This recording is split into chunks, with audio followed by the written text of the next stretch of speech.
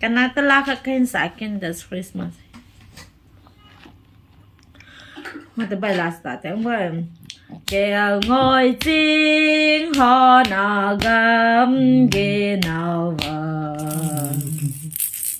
gan khăng lại mình van tiêu sang ra hồng kỳ la in chú ngã la nghe ta sao về Yesu pakai golno kipat ahe Nộp ni a tình tại văn nôn leng chung nôn Var pa hong so lam a cô nín riêng ni no bằng nhân a hung va ki đăng ta in Var pa hong so lam a cô nín riêng ni no bằng nhân a hung va ki đăng ta in he chun van no hen sa soi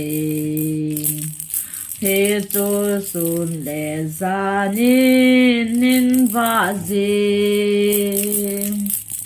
nộp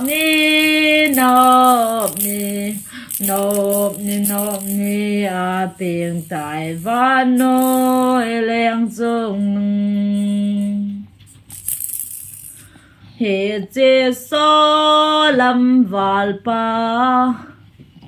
he che so lam var pa va kai chun la ta con so lam mê tình thơm a hung nghe hung ôm Israel leng hoy ya pe nga ham tin hin ho lun val pa kai dun tin hin ho val pa kai dun asen ko sa tila nộp ni a biển tại văn nôi leng chung nung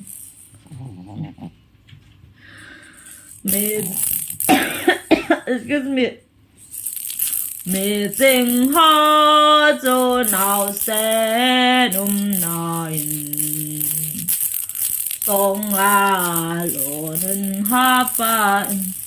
akipa Song a lo nun ha pa kipa o ben ke pa mansana begomo lulta